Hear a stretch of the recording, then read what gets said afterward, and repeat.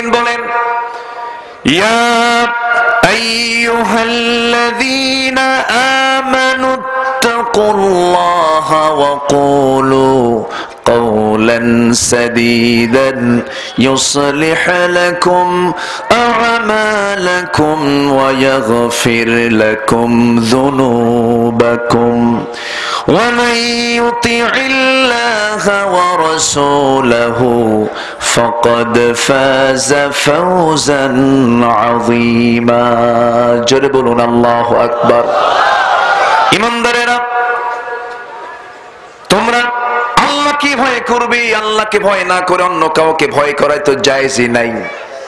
ভয় করা যাবে নাকি? দুনিয়ার কোনো কাউকে, কোনো ব্যক্তিকে ভয় করা যাবে নাকি? কোনো প্রশাসনকে ভয় করা যাবে নাকি? দুনিয়ার কোনো হুমকি ধামকিকে ভয় করা যাবে নাকি? ভয় করবে একমাত্র কাকে? আল্লাহকে। মুসলমানদের বিজয় কেন হয়? খ্রিস্টানদের মধ্যে, ইহুদিদের মধ্যে গবেষণা শুরু হয়ে গেল। ওমর যেদিকে যায় রোম দখল হয়, পারস্য দখল হয়, গোটা দুনিয়া মুসলমানদের হাতে চলে আসে। কেন, কি জন্য গবেষণা চালানো হলো? সবাই বলতেছে মুসলমানদের বিজয়ের পিছনে মূল কারণ হলো তারা যুদ্ধ করতে আসে বাঁচার জন্য নয়, মরার জন্য। আর আমরা যুদ্ধ করতে যাই বাঁচার জন্য, এজন্য তাদের বিজয় হয় নাই। কিন্তু মুসলমান আজকে সেই চেতনাকে হারিয়ে ফেলেছে। সেই চেতনা আজকে ভুলে যাবার পথে মুসলমান। গোটা পৃথিবী যে মুসলমান শাসন করেছে মুসলমান নিজেই জানে না, ঠিক কি না? ভারতটা কাদের? ভারতটা কাদের? সেই তাজমহল কে বানিয়েছে? কারা বানিয়েছে?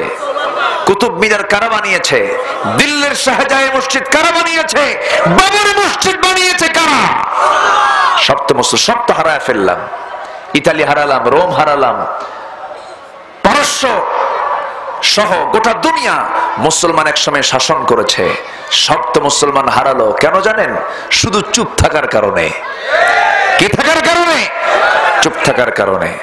সম্মানিত ভাইয়েরা, আসুন আমরা আবার মূল আলোচনার দিকে একটু ফিরে আসি, একটু কথা বলি। তবে কথা আমরা বলবো কম, শুনবো বেশি। কথা বলার জন্য মেশিন একটা, জিহ্বা কয়টা? আর শোনার জন্য কয়টা? দুইটা। কিন্তু আমরা কি করি? আমরা কথা বলি বেশি, শুনি কম। কিন্তু আল্লাহ দুইটা কান দিয়েছেন, শোন বেশি, বল কম। কিন্তু আমরা কি করি? বলি বেশি। এত চাপা আমাদের, বুঝলেন? এত চাপা, মানে চার দোকানে বসলে মনে হয় এক একটা বিশাল বড় বড়, মানে কি বলবো আমি, এই বড় বড় বিজ্ঞানী বসে আছে, বিড়ি খায় আর সময় কাটায়। আছে না নাই? বিড়ি খাওয়া সুন্নতে মুআক্কাদা। পাই করে ধরে বিড়ি খায়, জানেন? অনেকের বিড়ি খাওয়া দেখে মনে হয় আল্লাহর বিড়ি খাওয়ার জন্য দুনিয়াতে পাঠাইছে। আছে না নাই বলেন তো? একটা শেষ হলে আরেকটা ধরে, আরেকটা শেষ হলে আরেকটা ধরে। আছে না নাই? কি দরকার? বদনেশা থেকে আমরা নিজেকে গুটিয়ে রাখবো। জোরে বলি ইনশাআল্লাহ। বিড়ি খাওয়ার মাসলা অবশ্য চার অঞ্চলে চার রকম। কামাল ভাই, রাজশাহীর ওই এলাকার মানুষের জন্য বিড়ি খাওয়া হলো ওয়াজিব। কথা বলছেন? সিলেটে হলো মুবাহ, খেলেও হয় না খেলেও হয়। ঢাকাতে খাওয়া মাকরুহ, আর চট্টগ্রামে বিড়ি খাওয়া ফরজ। বুঝলেন? এত খাওয়া খায়। বুড়ো হয়ে গেছেন, পান টান খান, সমস্যা কি? বুড়ো হয়ে গেলে বুড়ার ঠোঁট যদি লাল না হয় তাহলে হলো, একটু পান টান খাবেন। পানের কি নিয়ে বসে? হ্যাঁ, বাটা। হ্যাঁ, বাস নিয়ে বসবেন, একটু খাবেন। বুড়া বুড়ি দুজনে পান খায়, লাল টকটকা বানাবেন ঠোঁট, খান, সমস্যা নাই। 3টা 4টা 5টা সর্বোচ্চ 6টাই না হয় খেলেন। কিন্তু কিছু কিছু লোকের পান খাওয়া দেখে মনে হয় ওরে বাবা, বেতন 10,000, পান খায় 8,000। আছে না এগুলো? আছে না নাই? এগুলো করবেন কেন? এগুলো তো ঠিক না। আবার পান খাবেন তো ভালো কথা, পানের রস ভালো, সামান্য কিছু আপনি ওই সুপারি টুপারি খেলেন, সমস্যা নাই। কিন্তু পানের সাথে আবার হাকিমপুরি রহমতুল্লাহ কেন? কি কথা আছে না নাই? সেগুলো খাবেন কেন? এগুলো চলবে না। হ্যাঁ, বাবা বাবা বাবা। হ্যাঁ, হাকিমপুরি আছে, বাবা আছে, আর কি আছে? তো বাবার সাথে হর্ষই লাগান, ইয়া বাবা, তাহলে কি হলো? সব তো একই হয়ে গেল। তো সকল প্রকার নেশা থেকে ইমানদার নিজেকে গুটিয়ে রাখবে, ঠিক কিনা? ইমানদার কোনো বদ নেশায় যেতে পারে না। আমরা দুনিয়াতে এসেছি টাইম নষ্ট করার জন্য না, দুনিয়াতে এসেছি একটা সেকেন্ডকে আমরা নষ্ট করতে চাই না, একটা সেকেন্ড নষ্ট করা যাবে না। আমার ভাইয়েরা, আল্লাহ রাব্বুল আলামিন বলছেন, বান্দারে সময়টাকে তুমি কাজে লাগাও, সময়টা তুমি নষ্ট করতে যেও না, পাপ করতে যেও না, কোনো পাপকে তুমি ছোট মনে করো না, বিড়ি খাওয়াকে তুমি দুর্বল কোনো গুনাহ মনে করো না। ছিদ্র যদি সামান্য হয় দেখতে পাবে বালতিতে পানি নাই।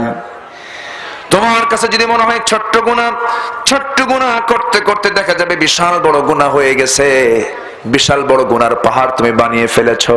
কোন গুনাহকে ছোট চোখে দেখা যাবে না, সকল গুনাহকে মাথায় নিয়ে চলতে হবে, আচার আচরণকে সুন্দর করতে হবে, জিহ্বাকে সবসময় নরম নরম করে কথা বলতে হবে।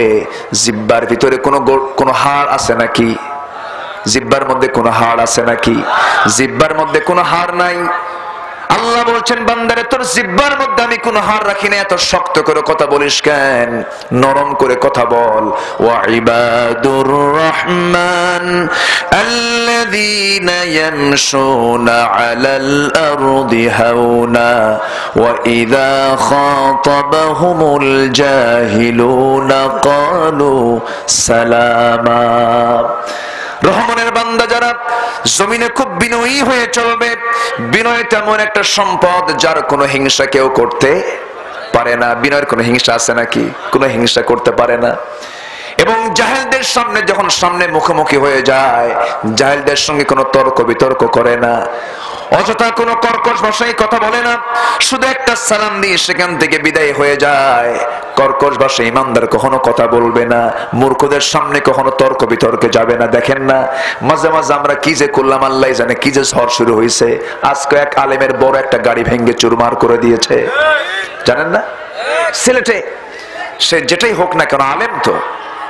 আব্দুর রাজ্জাক বিন ইউসুফ শাইখ রাজশাহীর আব্দুর রাজ্জাক বিন ইউসুফ সাহেব তিনি সিলেটে গিয়েছেন, দেখলাম কিছুক্ষণ আগে।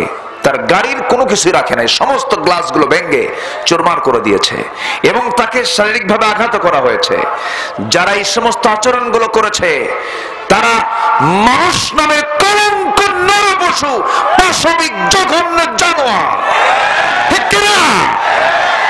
এটা মানুষের কাজ না, এগুলো মানুষের কাজ না। সম্পদ নষ্ট করবা তুমি, মানুষের জান মাল নিয়ে যে লোক খেলতে চায় সে মানুষের কাতারে পড়ে না। আমার কে যেন বলল হাত ভেঙ্গে দেব, আছে না? আবার কয় ঘাড় মটকায় দেব, আবার বলে খেলা হবে। এই সমস্ত কথাগুলো তো আপনার মুখে মানায় না। স্বরাষ্ট্রমন্ত্রীর বক্তব্য দেখেন, আজ পর্যন্ত স্বরাষ্ট্রমন্ত্রীর মুখ থেকে একটা অযাচিত কথা আলেমদের বিরুদ্ধে বের হচ্ছে রেকর্ড নাই, ঠিক কিনা? তোমার বাপেরা তোমার মুরব্বীরা সম্মান দিয়ে কথা বলে, তুমি কোন সাদা মাথা বেয়াদব, ঠিক কিনা? আছে না নাই? আছে। বলে খেলা হবে, খেলবো কেন আমরা? তুমি তো ফাউল, তোমার সঙ্গে আমাদের খেলার কোনো দরকার নাই। সম্মানিত ভাইয়েরা, কষ্ট পাচ্ছেন আপনারা? কষ্ট পাচ্ছেন? আলেমদের দাম, আলেমদের সম্মান দিয়েছেন কে? আসতে বলবেন না কে? আমি বড় ধরনের কিছু না, আমি ছোটখাটো একজন আল্লাহর গোলাম। এলেম কালাম তেমন নাই, মানুষ ডাকে আসি, কোরআনের কিছু কথা বলি ভাঙ্গাচোরা। কিন্তু একটা কথা বলে যাই, মাথায় রাখবেন, এই পৃথিবীর সভ্যতার অগ্রনায়ক, এই পৃথিবীর সবচেয়ে দামি মানুষ হচ্ছে আম্বিয়া কেরাম, আল্লাহ রাসূলরা, নবীরা। আর সেই নবীদের ওয়ারিস কিন্তু পৃথিবীর কাউকে বানানো হয়নি। সেই নবীদের যোগ্য ওয়ারিস হচ্ছে আলেম ওলামা। বেয়াদবি করবেন 14 গোষ্ঠী টের পাবেন। বেয়াদবি করবেন না, বেয়াদবি করা যাবে না। আলেমদের চেহারার দিকে তাকালে আল্লাহ পাক সওয়াব দেন, বরকত দেন। এজন্য আলেমদের সঙ্গে কোনো অসদাচরণ করা যাবে না। এটা মাথায় রাখতে হবে। আমি যখন আলেমকে দেখবো ভাবতে হবে আমি তার চেহারাকে দেখে মহব্বত করি না, আমি দেখে মহব্বত করি আল্লাহর কালাম কোরআনের নূর তার মধ্যে থাকার কারণে। সকল কিছুর ঊর্ধ্বে তাদেরকে দাম দিবেন, দেখবেন আপনার ইজ্জতটা বেড়ে যাবে, সম্মানটা বেড়ে যাবে। কষ্ট পাচ্ছেন আপনারা? এই সমস্ত কথাগুলো বলার দরকার আছে না নাই? আছে না? আছে। সমাজে কিয়ামতের আলামত হলো সমাজে যখন মূর্খের নেতৃত্ব চলে আসবে, আলেমরা জ্ঞানীরা যখন পালাতে শুরু করবে, তখন বুঝতে হবে কিয়ামত খুব কাছাকাছি। সম্মানিত ভাইয়েরা, আসুন আমরা আসি সেই কোরআনের দিকে। সেই কোরআন নিয়ে আল্লাহ পাক বলছেন কোরআন হলো বিজ্ঞানময় কিতাব। কি কিতাব বলেন তো? তাহলে কোরআনের মধ্যে সায়েন্স বিজ্ঞান আছে না নাই? আসতে বলবেন না, আছে না নাই? আংশিক আছে না পুরোপুরি আছে? তাহলে কি এটাকে সায়েন্সের কিতাব বলবো? বলেন সায়েন্সের কিতাব বলবো না, এটাকে সায়েন্সের কিতাবও বলা যাবে না, এটাকে ইতিহাসের বইও বলা যাবে না, এটাকে আবার পুরোপুরি আপনি এটাকে জিওলজির বইও বলতে পারবেন না। এটি এমন একটা কিতাব যা পৃথিবীর সমস্ত কিতাবের সব তথ্য আল্লাহ পাকের মধ্যে কোট করে দিয়েছেন। আবার আকারেও বেশি বড় না, বাক্য শব্দের দিক থেকে এর চেয়ে বড় বই পৃথিবীতে আছে না নাই? আছে। কিন্তু এটা আল্লাহ পাক এত ব্যালেন্স করে দিয়েছেন, কিয়ামত পর্যন্ত এই কিতাব দিয়ে বান্দার সকল চাহিদা মিটে যাবে। জোরে বলি সুবহানাল্লাহ। তিবিয়ানান লিকুল্লি শাই। এই যে আকাশের চাঁদ রাতের বেলা দেখি, চাঁদের কি কোনো নিজস্ব আলো আছে? ভালো করে বলবেন। আলো ছাড়া আমরা আলো পাই কেমনে? চাঁদের আলো আছে না নাই? ওটা কি নিজস্ব আলো না ধার করা আলো? বলেন, ধার করা আলো। তাহলে এটা আবিষ্কার হলো কয়দিন আগে বলেন তো? হ্যাঁ, এটা আবিষ্কার হয়েছে 150 বছর ধরেন। নীল আর্মস্ট্রং 70 দশকে চাঁদের দেশে গিয়েছিল, তার কিছু আগের থেকে 150 বছর ধরে ধরেন। এর মধ্যেই হতে পারে কিছু গবেষণা এটা আসছে যে চাঁদের নিজস্ব কোনো আলো নাই। কিন্তু কোরআন কেমনে বললো 1500 বছর আগে চাঁদের নিজস্ব কোনো আলো নাই? বলেন, 1500 বছর আগে কেমনে সম্ভব? পৃথিবীর কোন লেখকের লেখা বই হতে পারে এটা? আসতে বলবেন না, পারে?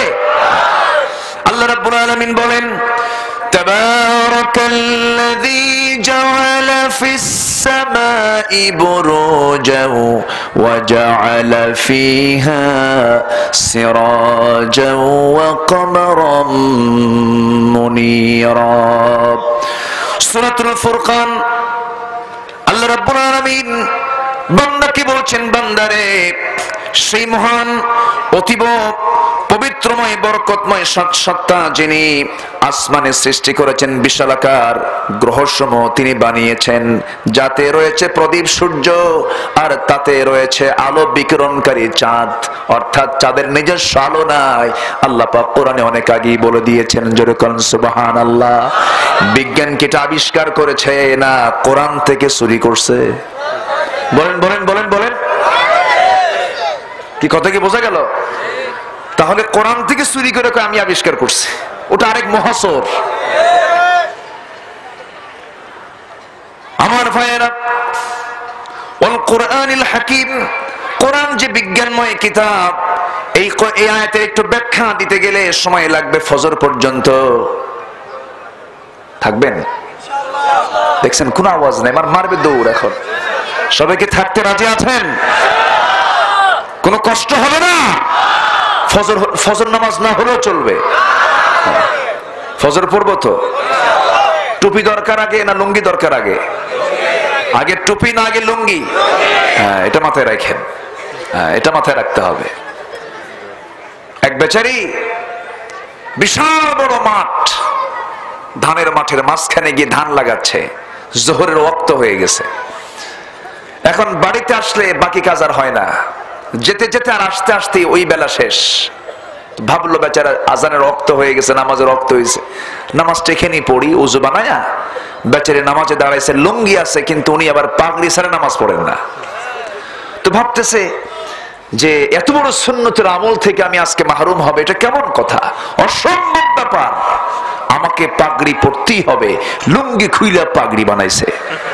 কি কথা কি বুঝতেছে? আমাদের আগে ফরজের দিকে তাকাতে হবে, ঠিক কিনা? আমাদের দেশে যত মাসলা মাসাইল গন্ডগোল ফরজ বিষয় না নফল বিষয়? বলেন বলেন। মাসলা মাসাইল নিয়ে আমি আলেমদেরকে আজকের এই মিডিয়াগুলোর মাধ্যমে জানাতে চাই, হক্কানি আলেম উলামা যারা আছেন, আমি তাদেরকে করজোরে মিনতি জানাই, বিতর্কিত কোন মাসলা মাসাইল নিয়ে কথা বলতে যাবেন না। জনগণ বিভ্রান্ত হয় এমন জাতীয় কোনো কথা না বলে সুদের বিরুদ্ধে কথা বলেন, ঘুষের বিরুদ্ধে কথা বলেন, জিনার বিরুদ্ধে কথা বলেন, শিরকের বিরুদ্ধে কথা বলেন। কিন্তু আপনি খুঁটিনাটি, এই দেশে ফুরফুরার একটা প্রভাব আছে, পীর সিলসিলা চালু আছে, পীরকে পায়ে করে দাঁড়িয়ে গালি দিবেন না। এই দেশে ইসলামের দিন প্রচারে পীরদের ভূমিকা আছে না নাই? আসতে বলবেন না, আছে না নাই? পীরকে কিছু আছে একদম ধরাই দিয়ে দেয়, আছে না নাই? আছে। হ্যাঁ, দুষ্ট তো আছেই, দুষ্ট আছে না নাই? ও যে ঢাকাতে একটা মরছে কয়েকদিন আগে, এত বড় পেট, মোটামুটি সামনে থেকে ধরা যাবে না, ওর নিজের পেটে থা পাবে না, এত বড় পেট, বিশ্ব গোডাউন, কোলাকুলির কোনো কায়দাই নাই, মাঝখানে ভারত বাংলাদেশের সীমান্ত বর্ডার, এত বড় পেট, দেখার কোনো কায়দাই নাই তার, কোলাকুলি হবে না, বুকের সঙ্গে বুক লাগবেই না। ওজন হলো 220 কেজি ওজন, ছোট মোটো হাতি। এই নরাধম মারা গেছে, তার ছেলে বলে আমার আব্বা মরে নাই, উনি আবার এসেছেন।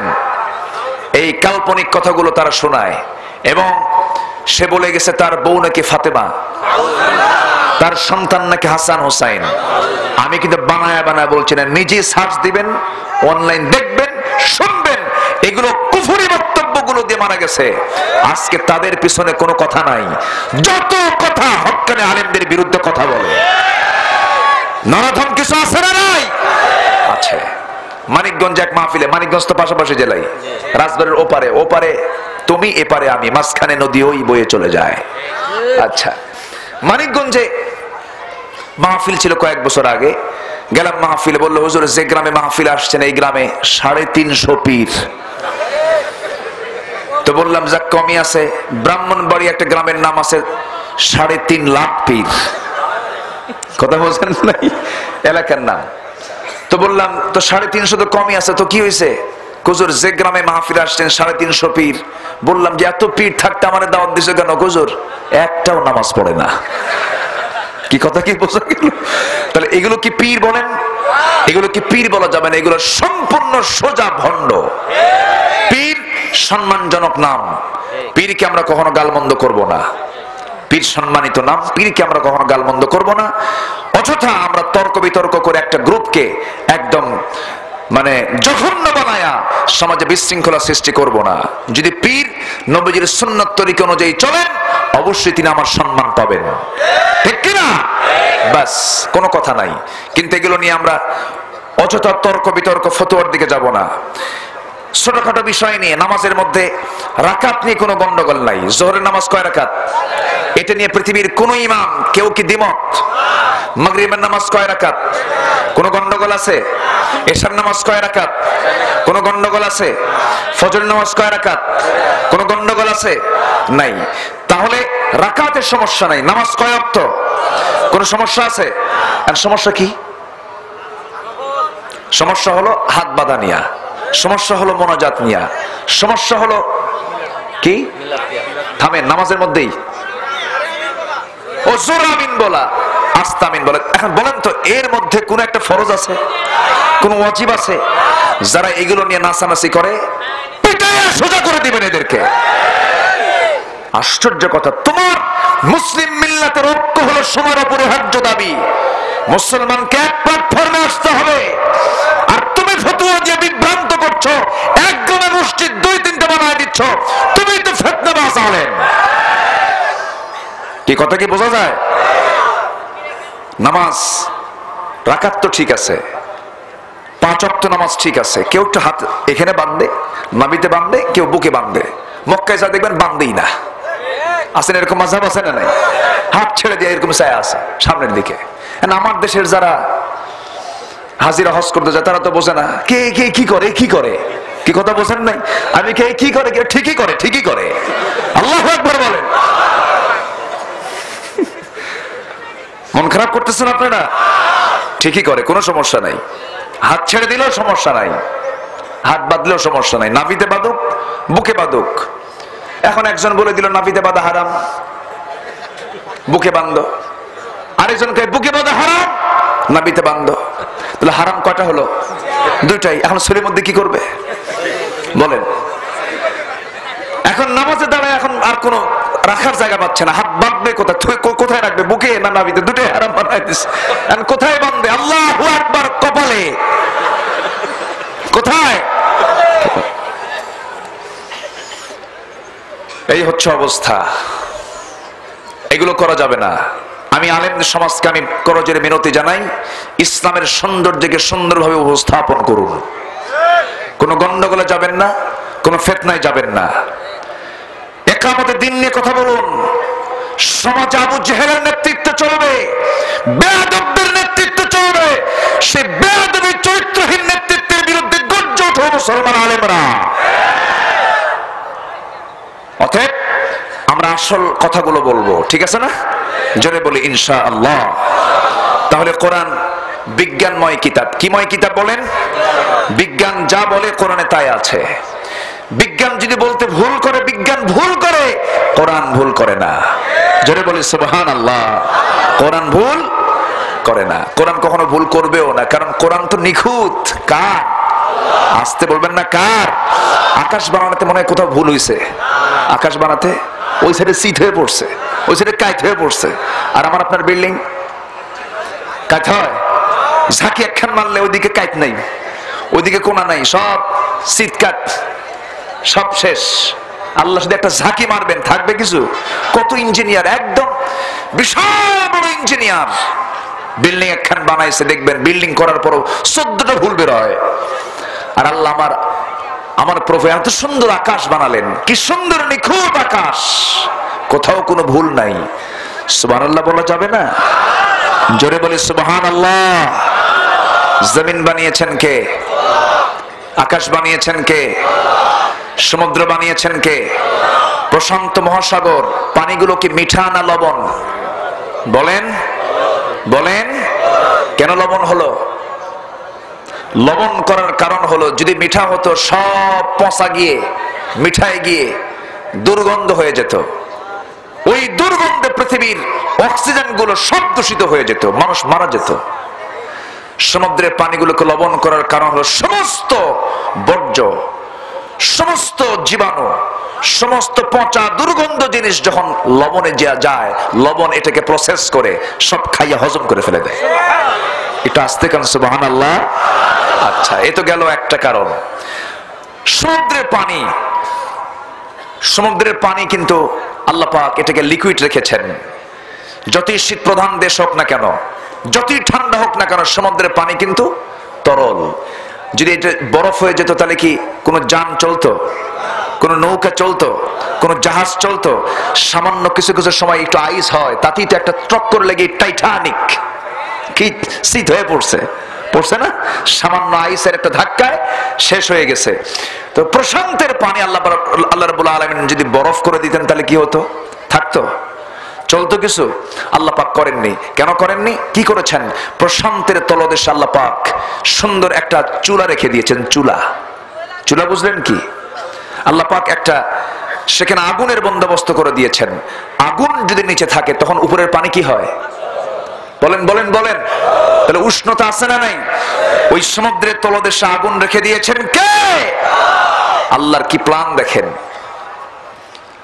আমার ভাইয়েরা, আবার সেই ওশানে, সেই প্রশান্তিতে কিছু কিছু প্রাণী আছে, তাদের খাবারের জন্য মিষ্টি পানির দরকার, মিঠা পানির দরকার। আল্লাহ রাব্বুল আলামিন ওই মিঠা পানির বন্দোবস্ত সেই প্রশান্তের মধ্যে করে দিয়েছেন। একটা মাঝখানে একটা ক্যানেল আছে, লম্বা একটা লাইন আছে, যে লাইনে শুধু মিঠা পানি, সমস্ত প্রাণীরা সেখান থেকে পানি খেয়ে চলে যায়। একটু আস্তে কোন সুবহানাল্লাহ। আল্লাহ রাব্বুল আলামিন এই তথ্য সুন্দর করে জানিয়ে দিয়েছেন। সমুদ্রের পানি যে দুই প্রকার, আল্লাহ রাব্বুল আলামিন সুন্দর করে তা জানিয়ে দিলেন। মহান রাব্বুল আলামিন লবণাক্ত পানি আর মিষ্টি পানির কথা বলেছেন। কি বলেছেন?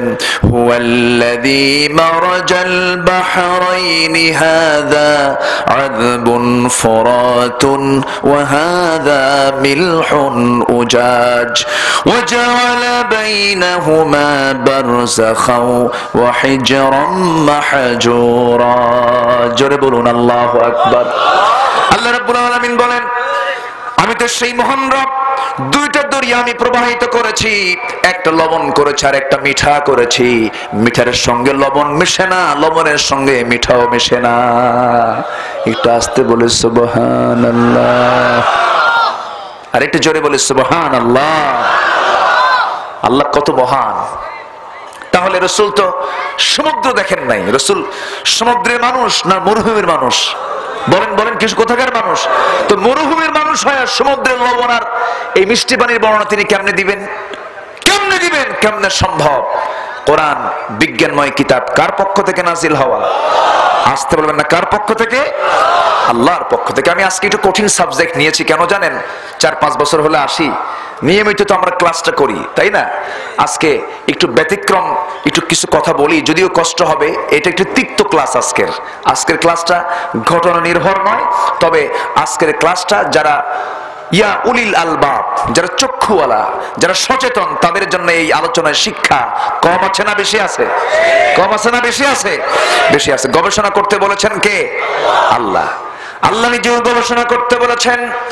ইন্না ফি খালকিস সামাওয়াতি ওয়াল আরদি ওয়া ইখতিলাফিল লাইলি ওয়ান নাহার লাআয়াতিল লিউলিল আলবাব الذين يذكرون الله قياما وقعودا وعلى جنوبهم ويتفكرون في خلق السماوات والأرض ربنا ما خلقت هذا باطلا جربون الله أكبر।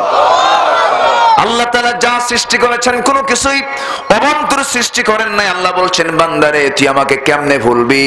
আমার সৃষ্টিগুলো দেখ, আমার তুই জিকির কর লা ইলাহা ইল্লাল্লাহ, আর জোরে লা ইলাহা ইল্লাল্লাহ, লা ইলাহা ইল্লাল্লাহ, আর জোরে লা ইলাহা সুবহানাল্লাহ ওয়ালহামদুলিল্লাহ লা ইলাহা ইল্লাল্লাহ, লা ইলাহা ইল্লাল্লাহ মুহাম্মাদুর রাসূলুল্লাহ সাল্লাল্লাহু আলাইহি ওয়াসাল্লাম। আচ্ছা, আরেকটা তথ্য আমি বলি। চন্দ্র ঘোরে, চন্দ্র, সূর্য এবং পৃথিবী ঘোরে না সূর্য ঘোরে? ভালো করে বলেন। পৃথিবী ঘোরে না সূর্য ঘোরে? আচ্ছা, এই লোকগুলো ওঠে কেন? আসেন দোয়া করে দিই নাকি? তাহলে ওঠে কেন? ধরেন, রাগ করতেছেন নাকি? আমি এই ধমকটা কেন দিলাম জানেন? এর মধ্যে একটা মহব্বত আছে, একটা মায়া আছে। 4-5 বছর হলে আসি, একটা মায়া আছে না? আছে তো। এই মহব্বতের এই ধমকটা দিলাম। সন্তান দুধ খেতে চায় না, সন্তান ওষুধ খেতে চায় না, খুব তিতা জ্বর, কিন্তু নাপা খাওয়াবে, কিন্তু মুখ এমন শক্ত করে ধরে আছে সন্তান, 2 ঠোঁট দাঁত শক্ত করে আছে। মা এত চেষ্টা করতে খাওয়াতে পারে না। কি করে তখন? হ্যাঁ, মুখের মধ্যে জোর করে খা, কি ঠিক কিনা? জোর করে খাওয়ায় না? এই যে ধমকটা দিল, এই ধমকের মধ্যে মহব্বত আছে না নাই? আছে। এই জন্য একটু কইছি। আবার বলবেন না কি আলোচক আনছে এমন ধমক, ধমকায়, ওয়াজ করবে কি না? একটু মহব্বত করে কথাটা বললাম, একটু শোনেন। আজকে আলোচনার সাবজেক্ট একটু ভিন্ন করেছি। দেখি আলোচনার শেষের দিকে এসে আমি সে আল্লাহ বলছেন, সূর্য ঘরে, চন্দ্র ঘরে, পৃথিবীও ঘরে, প্রত্যেক সৃষ্টি তার নিজ নিজ কক্ষপথে পরিভ্রমণ করছে। সূরা ইয়াসিন আল্লাহ রাব্বুল আলামিন আরো সুন্দর করে বলছেন, লাশ-শামসু ইয়ানবাগি লাহা আন তুদরিকাল কমর ওয়ালাল-লাইলু সাবিকুন নাহার ওয়া কুল্লুন ফি ফালাকি ইয়াসবাহুন। জোরে বলুন আল্লাহু আকবার। সূর্যের ক্ষমতা নাই চন্দ্রের কক্ষপথে ঢুকে যাবে, চন্দ্রের ক্ষমতা নাই সূর্যের কক্ষপথে ঢুকে যাবে। প্রত্যেক সৃষ্টি তার নিজ নিজ কক্ষপথে পরিভ্রমণ করছে। কার কথা? আসতে বলবেন না কার কথা? আল্লাহ কত আগে জানিয়ে দিলেন। বিজ্ঞান তো হালে এসে মাত্র 150-200 বছর আগে সেই সমস্ত কতগুলো বলা শুরু করেছে। আল্লাহ কত আগে বান্দাকে জানিয়ে দিলেন। অতএব বিজ্ঞান আবিষ্কার করেছে না চুরি করেছে? বলেন কি করেছে? কোন কিতাব থেকে? আসতে বলবেন না কোন কিতাব থেকে? কিন্তু মুসলমান শুধু আজকে ওরা যদিও গবেষণা করতেছে, কোরআন নিয়ে গবেষণা করতেছে, তারা কোরআন নিয়ে গবেষণা করে কোরআনের সঙ্গে মিলায় কত কি আবিষ্কার করছে। তারা বিমান আবিষ্কার করতেছে। বিমানটা আবিষ্কার করলো কেমনে? আল্লাহর বিমান আছে না নাই? আছে না? আল্লাহর একটা বিমান ধরেন বাবুই পাখি। বাবুই পাখির মাথাটা কয়েনের সমান। কিসের সমান? কয়েনের সমান। ওই মাথার ভিতরে আপনি ইঞ্জিন দেখেন, আবার বিমানের ইঞ্জিনটা দেখেন, অনেকটাই মিল পেয়ে যাবেন। বিজ্ঞান পাখির পিছনে রিসার্চ করেছে, বিজ্ঞান সুরাফিলকে রিসার্চ করেছে। আল্লাহ রাব্বুল আলামিন কত আগে জানিয়ে দিলেন, ওয়া আরসালা আলাইহিম তায়রান আবাবিল তারমিহিম বিহিজারাতিন মিন সিজ্জিল ফাজআলাহুম কাসফিম মাকুল। জোরে বলি আল্লাহু আকবার। আল্লাহ রাব্বুল আলামিন জঙ্গি বিমান আবাবিল পাঠালেন। কি বিমান বলেন? যুদ্ধ বিমান। বিমান দু প্রকার বিমান, একটা হলো প্যাসেঞ্জার যাত্রী বহন করে, আর একটা হলো শুধু অস্ত্র বিভিন্ন ধরনের বোমাগুলো বহন করে। আল্লাহ রাব্বুল আলামিন যে জঙ্গি বিমান পাঠিয়েছিলেন সেখানে কোনো প্যাসেঞ্জার ছিল না, দুইটা করে বোমা ছিল। সেই বোমার নাম সিজ্জিল বলে দিয়েছেন কে? তাহলে বিমান দিয়ে ক্ষেপণাস্ত্র, বিমান দিয়ে হামলা করা, বিমান থেকে উপর থেকে ওই কি বলে বোমাগুলো নিক্ষেপ করার ক্ষেত্রে যে কলা কৌশলগুলো, সমস্ত টেকনিকগুলো, সমস্ত পদ্ধতিগুলো আজ থেকে 1500 বছর আগে মুসলমানকে জানিয়ে দিয়েছেন মুসলমান। সুরাফিল রিসার্চ কর, বড় বড় অস্ত্র তৈরি কর, বড় বড় শক্তি অর্জন করার জন্য, বাতিলদের মোকাবেলা করার জন্য তোমরা সরঞ্জামাদি প্রস্তুত করে নাও। যুদ্ধ করার জন্য অবশ্য অস্ত্রের দরকার আছে না নাই? আসতে বলবেন না আছে না নাই? আমার নবীজি যে সময় যুদ্ধ করেছেন সেই সময় গোটা দুনিয়ার আধুনিক সমস্ত যন্ত্রপাতি তার কাছে ছিল। সবচেয়ে উন্নত তরবারি তিনি ব্যবহার করেছেন, সবচেয়ে দামি ঘোড়া তিনি ব্যবহার করেছেন, খঞ্জর ব্যবহার করেছেন, তীর ব্যবহার করেছেন, সব তিনি ব্যবহার করেছেন। তেমনি আল্লাহ রাব্বুল আলামিন সুন্দর করে আধুনিক দুনিয়ার জন্য যত আমরা দেখতে পাচ্ছি সমস্ত কিছুর কৌশলগুলো, সমস্ত কিছুর জ্ঞানগুলো আল্লাহ পাক কোরআনে রিজার্ভ রেখে দিয়েছেন। আজকে কোরআন আমেরিকার নাসা গবেষণা করে বিভিন্ন তথ্য বের করে, বিভিন্ন যুগোপযোগী বিভিন্ন ধরনের আবিষ্কার তারা করছে। আর মুসলমান কোরআন গবেষণা করে খুঁজে পাচ্ছে রাসূল নূরের তৈরি না মাটির তৈরি। কথা বোঝেন ভাই? আমাদের দৌড় দেখেন, আমাদের দৌড়ে ওরা হাসে। ওরা কি করে? হাসে। আমরা তালাকের মাসলা নিয়ে গন্ডগোল করি। কিসের মাসলা নিয়ে গন্ডগোল করি? তালাকের মাসলা নিয়ে আমরা ব্যস্ত হয়ে পড়েছি, আর ওই দিক থেকে ওরা সব কিছু হাতা নিয়ে চলে যাচ্ছে। কোরআনকে তারা রেগুলার গবেষণা করে যাচ্ছে। আমরা কোরআন গবেষণা করব গবেষণার মতো। জোরে বলি ইনশাআল্লাহ, আর জোরে বলি ইনশাআল্লাহ। মনে হয় কষ্ট পাচ্ছেন আজকে আমার আলোচনায়? আপনারা কষ্ট পাচ্ছেন না তো? জোরে বলি ইনশাআল্লাহ। একটা প্রাণী আছে মাকড়সা, চিনেন? মাকড়সা। ও কি ছোটখাটো ইঞ্জিনিয়ার? বলেন তো, পৃথিবীর কোন ইঞ্জিনিয়ার ওইরকম বাড়ি বানাতে পারবে? যত বড় আর্কিটেক্ট ইঞ্জিনিয়ার হোক না কেন, বুয়েট হোক, রুয়েট হোক, সুয়েট হোক, আর আমেরিকা থেকে হোক, যদি বলা হয় একদিকে মাকড়সা দিলাম, একদিকে তোর মাথা দিলাম, বানা মাকড়সার বাসা, পারবে কি? তার কৌণিক পরিমাপ নেই, কোনো স্কেল নেই, কোনো কৌণিক পরিমাপ কিচ্ছু নেই, কোন অস্ত্র হাতিয়ার কিচ্ছু নেই, শুধু ঘোরে একটা ঘুরান মারে, 10 মিনিটে বাসা শেষ। এটা আস্তে কোন সুবহানাল্লাহ। সূরাতুল আনকাবুত, জোরে বলি আল্লাহু আকবার। মাকড়সার মাথার ওজন কয় কেজি? হ্যাঁ, কোন ওজনই তো নাই। আচ্ছা, বাবুই পাখি সুন্দর বাসা বানায় তাল গাছে, কি সুন্দর বাসা। পৃথিবীর কোন ইঞ্জিনিয়ার পারবে এরকম বানাতে বাসা? কি সুন্দর তার বাসা। সে বাসাটা ঝুলায় থাকে, শীতাতপ নিয়ন্ত্রিত, না ঠান্ডা না গরম, এবং দক্ষিণা হাওয়া বয়, কি সুন্দর দোলে। ঝড়, সিডর, আইলা আমার আপনার ঘর বাড়ি নাই, তাল গাছ ঠিক, ওর ঘর বাড়িও ঠিক। একটু আস্তে কোন সুবহানাল্লাহ। তাহলে বাবুই পাখির মধ্যে বিজ্ঞান আছে না নাই? ওর মধ্যে জ্ঞান আছে না নাই? আছে। ওর মাথা দিয়ে চালায়, জোরে বলে সুবহানাল্লাহ। ওর মাথায় এই হিকমতটা কে দিয়েছেন? আল্লাহ দিয়েছেন। আল্লাহ বলছেন, বান্দা তুমি আমাকে ভুলে যেও না, আমি সব তোমাকে দিয়েছি, তুমি আমার কালামটাকে গবেষণা করো, আমার সৃষ্টি নিয়ে গবেষণা করো, তোমার চক্ষু দিয়ে আপনা আপনি পানি বের হয়ে যাবে। জোরে বলে সুবহানাল্লাহ। কি আজীব সৃষ্টি আল্লাহ পাকের। প্রত্যেকটা প্রাণী আল্লাহ পাক কত সুন্দর করে বানিয়ে দিয়েছেন, চলার ক্ষমতাও দিয়েছেন। জোরে বলে সুবহানাল্লাহ। আমার ভাইয়েরা, আবার যে আমরা দেখবো কি দিয়া, আসতে বলবেন না, কি দিয়ে দেখবো আমরা? এই চোখ বানিয়ে দিয়েছেন কে? অসুন্দর না সুন্দর? সুন্দর চোখের কি প্রশংসা করি আমরা। যখন নারীর একটা চোখ দেখি, নারীর দুইটা চোখের দিকে যখন তাকাই, তখন তাকায় বলে, নারী তোমার ডাহুক চোখ, কাজল ভরা আখি, প্রশস্ত কপাল, ভ্রু যুগল, বাঁশির মতো নাক, কি সুন্দর তোমার সুন্দর চেহারা, আবেদনময় নারী তুমি, আমি তোমাকে দেখে পাগল হয়ে গেছি। আছে না নাই? এই পাগল হয় না? আসতে কোন কেন? মনে হয় আমরা কিছুই বুঝি না।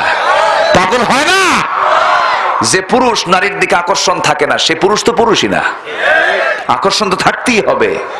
আকর্ষণ থাকার দরকার আছে না নাই? জান্নাতের নারী নিবেন না? জান্নাতের নারীর নাম কি? সবাই হুর নিবেন? দেখেন কেউ কিছু করে না, সবাই লজ্জা পাচ্ছে। সবাইকে হুর নেওয়ার ইচ্ছা করেন না? জান্নাতে যাবে না তো, দেখতেছি লক্ষণ খারাপ। জান্নাত নিবেন না? জান্নাতে গেলে হুর আছে না নাই? সবাই নিবেন হুর? বুড়ো চাচা গুলো কয় হ,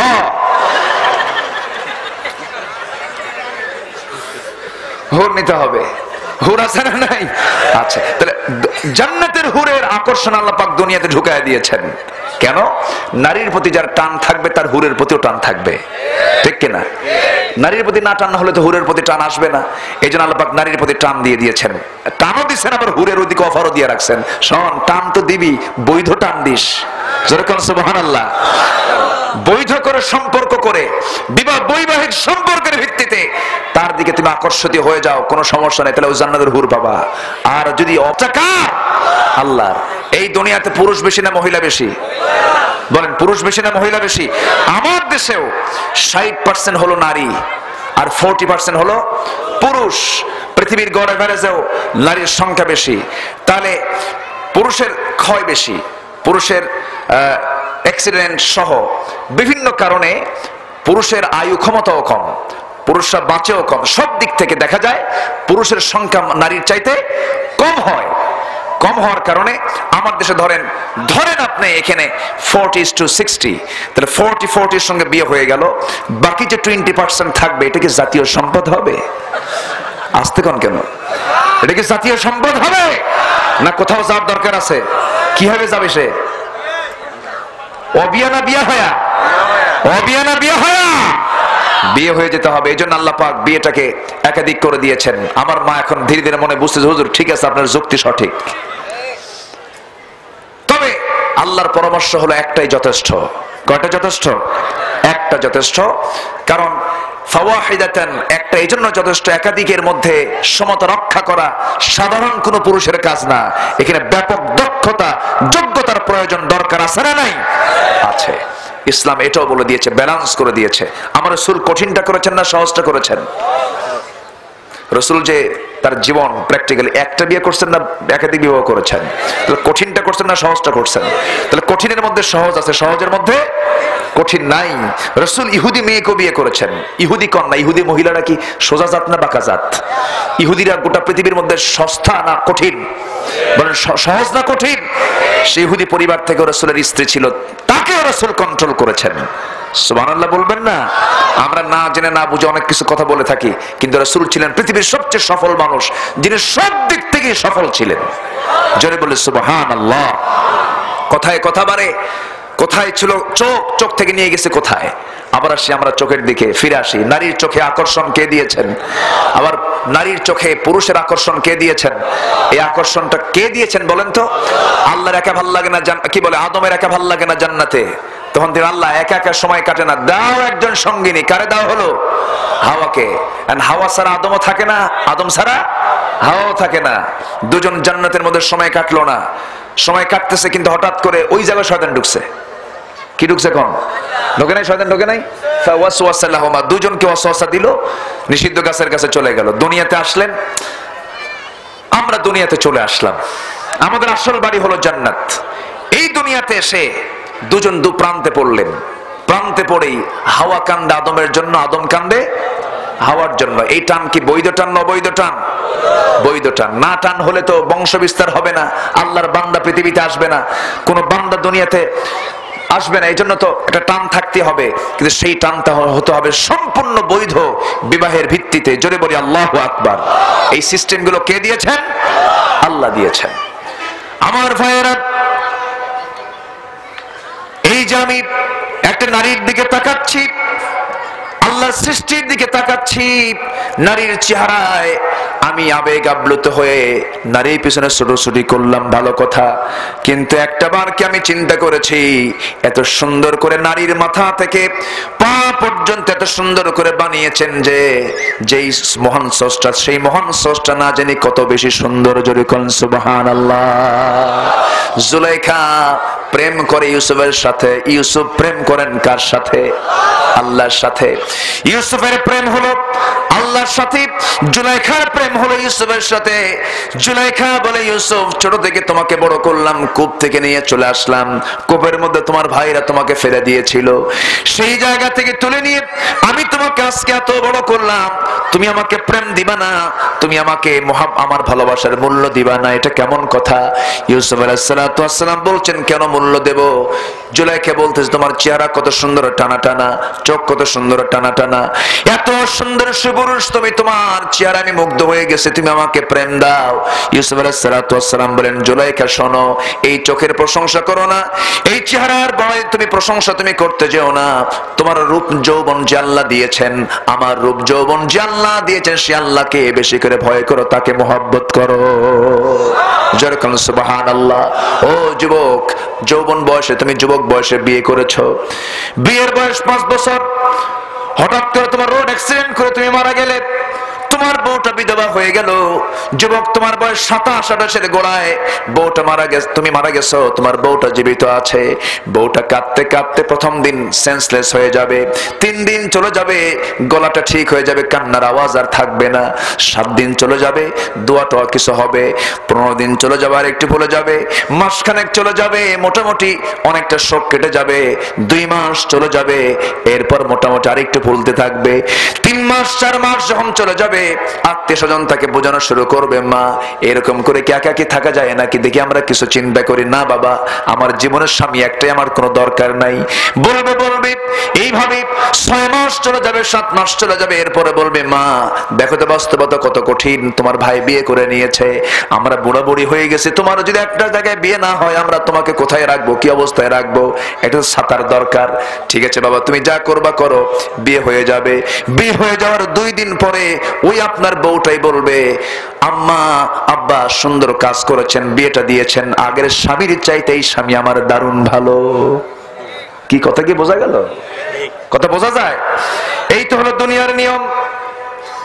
কোটি কোটি টাকার মালিক হলাম, সম্পদের পাহাড় বানালাম, আজকে দুনিয়া থেকে বিদায় নিয়ে নেই। 2টা ছেলে 7 দিন হয়তো বা বাপ মার শখটা পালন করবে, 7 দিন পরে বলবে, অমুক গ্রুপটা আমাকে দে, অমুক কোম্পানিটা আমাকে দে, তুই ওটা নে, না আমি এটা নেব, না তুই ওটা নে। এক পর্যায়ে দেখা যাবে ওই সম্পদের কাড়াকাড়িতে ছোট ভাই বড় ভাইকে খুন করে ফেলেছে। আস্তে কোন জোরে কোন ঠিক কিনা? এই তো দুনিয়ার নিয়ম। কিচ্ছু না, সম্পূর্ণ মায়া মরিচিকা সম্পূর্ণ আমাদের খেলতামাশা ছাড়া কিচ্ছুই নয়। আল্লাহ বলছেন বান্দারে আমাকে ভুলে যাস না, আমাকে তুই স্মরণ কর, আমি হলাম পার্মানেন্ট আল্লাহু লা ইলাহা ইল্লা হুয়াল হাইয়ুল কাইয়ুম। আমাকে তুই স্মরণ কর, তুই আমাকে ভুলে যাস না। আমি তোকে কত সুন্দর চক্ষুটা দিয়েছি, এত সুন্দর চক্ষু তোকে দিলাম, তুই কি আমার শুকর আদায় করবি না রে? এই চক্ষু যদি না দিতাম তুই আমার সৃষ্টিগুলো দেখতে পেতি না, একাকি চলতে পারতি না।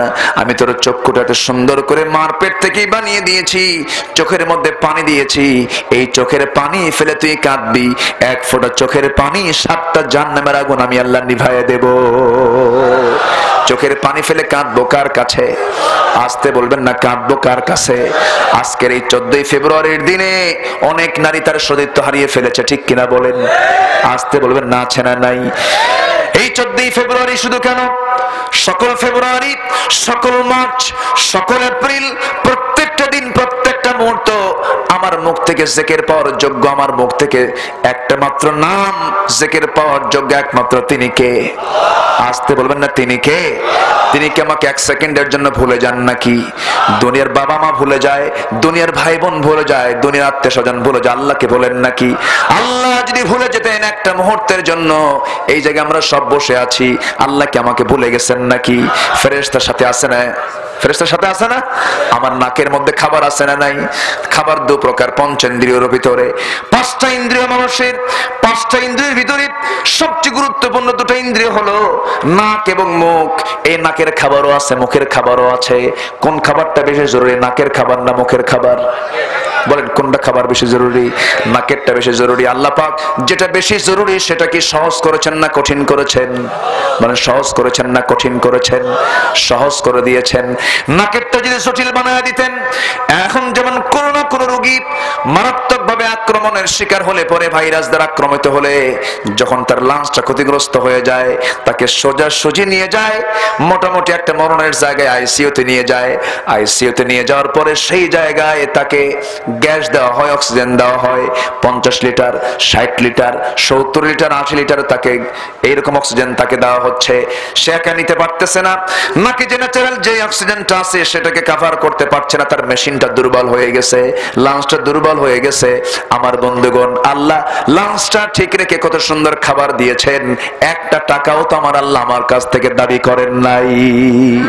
একটু আস্তে কোন সুবহানাল্লাহ, জোরে বলি সুবহানাল্লাহ। আল্লাহকে খাওয়ান? সন্দেহ লাগে? আল্লাহকে খাওয়ান? আল্লাহ খাওয়ান না? অবশ্যই খাওয়ান। গ্রামেও করোনা বেশি না শহরে করোনা বেশি? গ্রামে না শহরে? শহরে বেশি, গ্রামে কই কম? দেখি তো না, গ্রামে আছে? গ্রামের মানুষ করোনা বুঝবে কি? বলবে এক বুড়ো সাজেশন, বাবা করোনা কি, করোনা কি খায় নাকি? কি কথা বোঝেন নাই? সম্মানিত ভাইয়েরা, করোনা গ্রামের লোককে ধরবে কখন? করোনার সবচেয়ে বড় ওষুধ হলো আকাশের সূর্য। জোরে বলে সুবহানাল্লাহ। সূর্যটা সবচেয়ে বড় খাদ্য, আকাশের সূর্য। এই সূর্য আছে ভিটামিন ডি। ভিটামিন ডি যখন একটা মানুষের শরীরে পরিপূর্ণ থাকে, সেই সময় এই ভাইরাসটা এসে সেই পরিপূর্ণ ভিটামিন ডি পাওয়া শরীরে যখন এসে ঢুকতে নেয়, তখন তাকে একটা ধাক্কা মেরে বলে এই জায়গায় টাইম নাই, যা। একটু আস্তে কেন সুবহানাল্লাহ, একটু জোরে বলে সুবহানাল্লাহ। কিন্তু কর্পোরেট বিল্ডিং, ঢাকার মূল এই সিটিতে অসংখ্য বিল্ডিং চিপানো, সেই ফ্ল্যাটের ভিতরে কোনো আলো নাই, বাতাস নাই, অক্সিজেন ঠিক মতো নাই, এসি, সম্পূর্ণ শীতাতপ নিয়ন্ত্রিত বিল্ডিং গুলো। আবার করোনা ভাইরাসটা খুব ভিআইপি, তো ও আবার আশেপাশে থাকে না, বাইরে থাকে না, এসির মধ্যে খুব থাকতে পছন্দ করে। কি কথা কি বোঝা গেল? ও আবার ওই জায়গায় থাকে, ওই জায়গা থেকে ভাবে যে এখানকার ভিআইপি কারা আছে, এদেরকে একটু ধরে কাইট করে থুয়া দেয় আরেক জায়গায়। কি আছে না নাই বলেন তো? এই হচ্ছে অবস্থা। একটু কাজ করলে, একটু পরিশ্রম করলে, সূর্যের আলো পেলে, তাপ পেলে, গ্রামের মানুষকে আল্লাহ পাক কত নিয়ামত দিয়েছেন। একটু আস্তে কই সুবহানাল্লাহ, জোরে বলে সুবহানাল্লাহ। মাঝখানে এমন সময় গেছে, ইতালি নাম শুনলে মানুষ ভয় পায়, কি ভাই আমি আসলাম ফ্রম ইতালি, ও বাবা, কি ঠিক কিনা কর? ইতালি নাম শুনলে ভয় পেয়েছে, ইউরোপের নাম শুনলে ভয় পেয়েছে। আগে ছিল স্বপ্নের দেশ, এখন হয়ে গেছে আযাবের দেশ, ঠিক কিনা? আল্লাহ গোটা দুনিয়াকে ভুতুরে বানাতে পারেন, তার বড় প্রমাণ আল্লাহ পাক সামান্যটি দেখালেন করোনা। কি কথা কি বোঝা গেল? তবে এটা একটা ভাইরাস, সতর্ক থাকার দরকার আছে না নাই? মাস্ক আমরা পরবো, কিন্তু আমার দেশের মানুষ তো মাস্ক পরে মাশাআল্লাহ, একদিন যে মাস্কের মেয়াদ 7 ঘন্টা সেই মাস্ক পরে 14 দিন পর্যন্ত। এবং এই মাস্কের ভিতরে আবার বিড়ি খায়, তো বারবার খোলার কি সমস্যা? মাস্কের ফুটা করে নিছে, আছে না নাই বলেন? সেই তো হচ্ছে অবস্থা।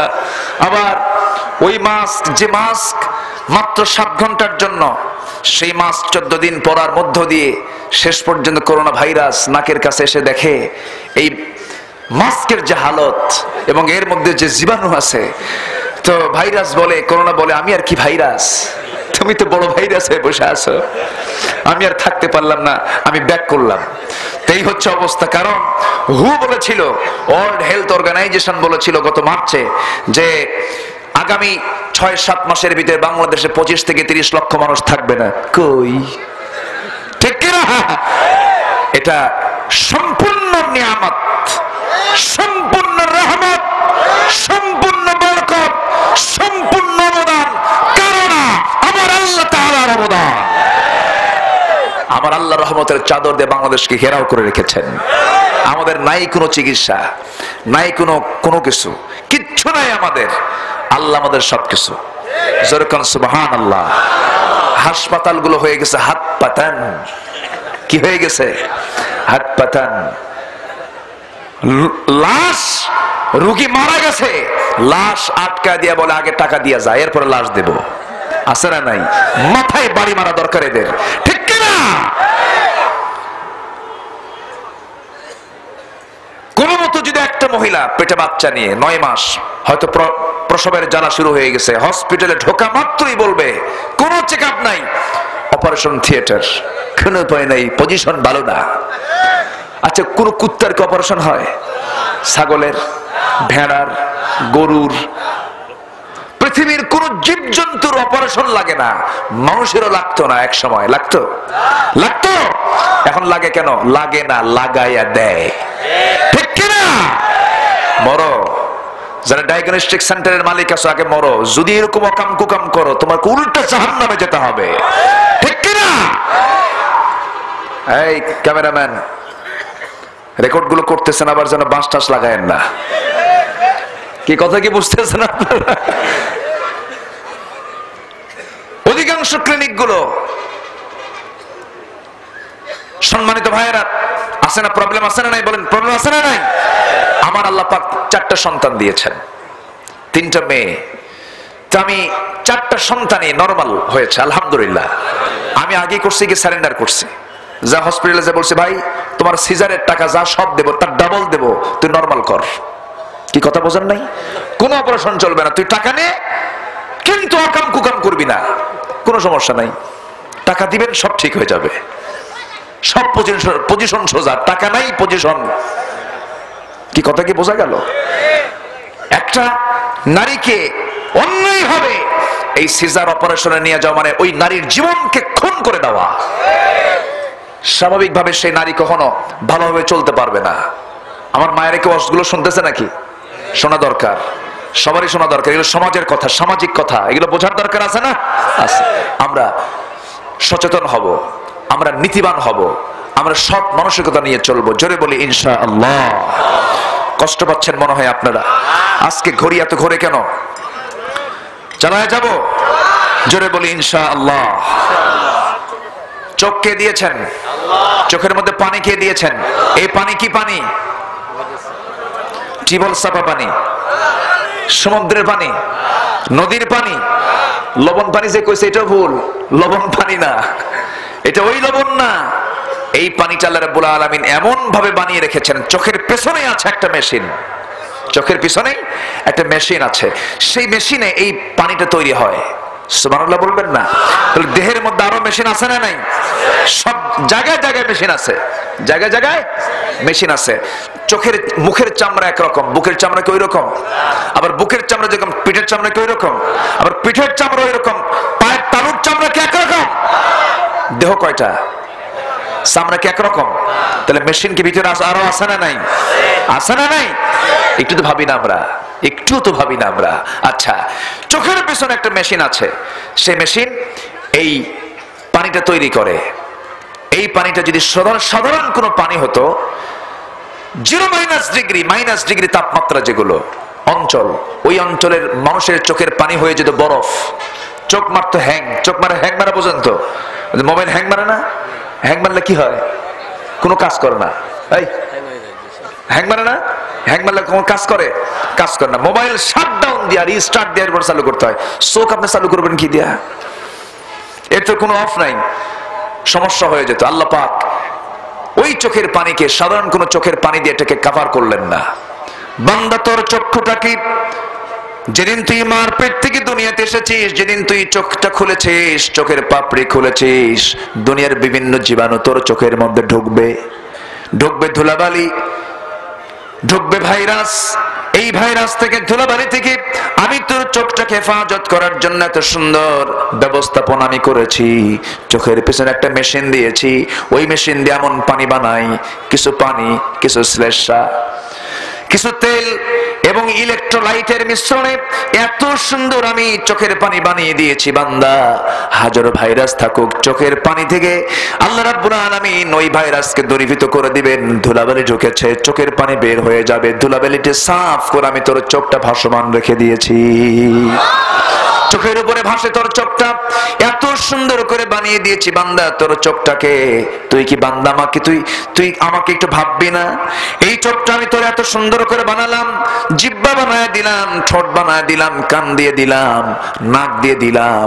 এই নাকটা এমন জায়গায় দিলাম, নাকটা এই জায়গায় না দিয়ে যদি মাঝে মাঝে চিন্তা করি, নাক এই জায়গায় না, মানুষের চেহারা থাকতো নাকি? সব চেহারার সৌন্দর্য নাকের মধ্যে দিয়ে ফুটে উঠেছে। এই নাকটা শুধু একটু কল্পনা করে দেখেন, নাকটা এই জায়গায় নাই, এই গোশতটা এই জায়গা থেকে সরায় দেওয়া হয়েছে। বিশ্বের যত সুন্দর সুন্দরী মানুষ হোক না কেন, সব সুন্দর নাকে শেষ। ঠিক কিনা বলেন? এই নাকটা যদি এই জায়গায় না দিয়া, নাকটা কত জরুরি জিনিস, নাকের সঙ্গে মুখ লাগায় দিয়েছেন। খালাকাকা ফাসাওয়াকা ফাআদালাক, লেভেল করে দিয়েছেন।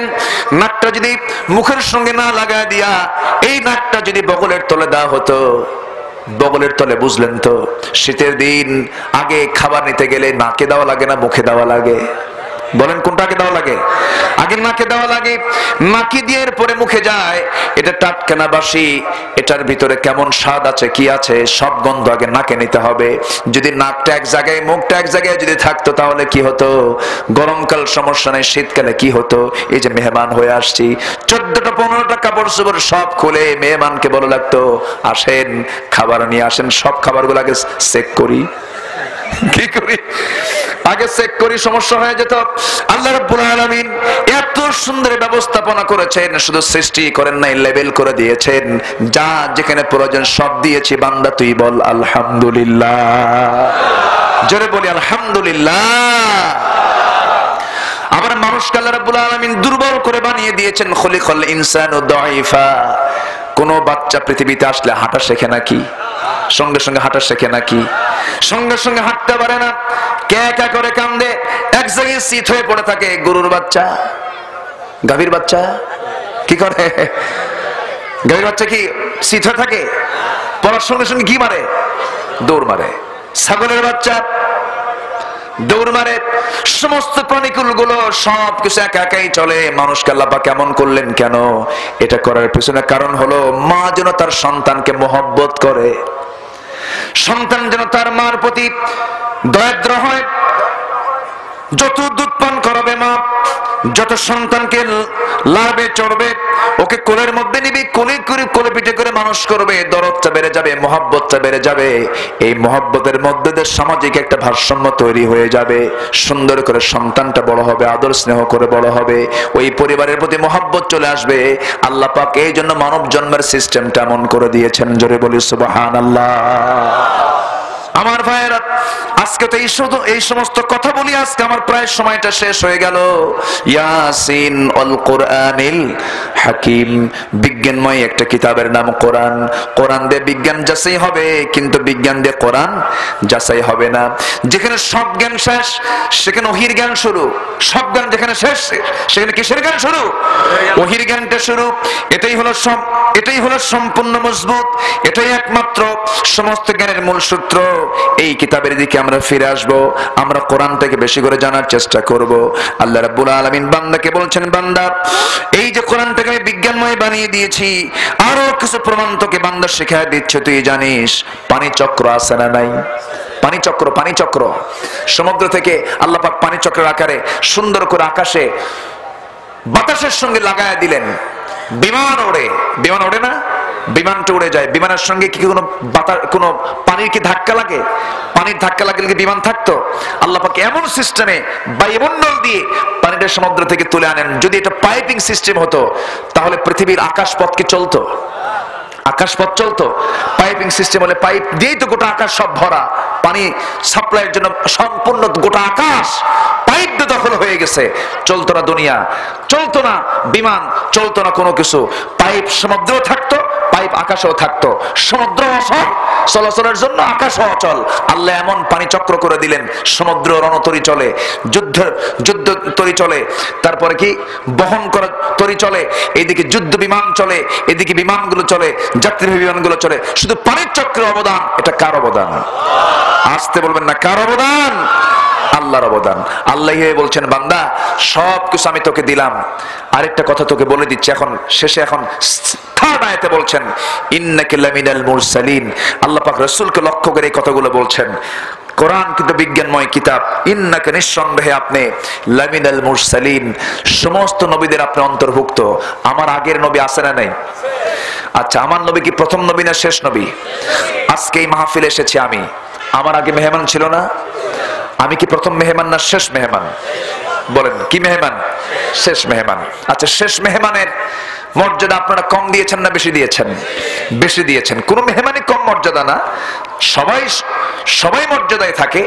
কিন্তু যদিও নামটা ঘোষণা হয়েছে সবার শেষে, কিন্তু তার সম্মানটা সবচেয়ে কম থাকে না বেশি থাকে? বেশি থাকে। আমার নবীর ঘোষণা হয়েছে সবার আগে না সবার শেষে? সবার শেষে। তার দামটা সবচেয়ে কম না বেশি? বেশি।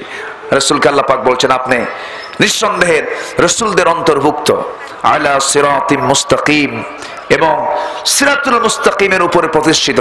সিরাতুল মুস্তাকিম মানে হলো সরল সঠিক পথ। আমরা আল্লাহর কাছে প্রতিনিয়ত নামাজের মধ্যে বলি, ইহদিনাস সিরাতাল মুস্তাকিম। হে আল্লাহ, আমাদেরকে সরল সঠিক উপরে থাকার তৌফিক দিয়ে দাও। সরল সঠিক পথের রাস্তা ইহদি, দেখায় দাও সরল সঠিক পথের রাস্তা।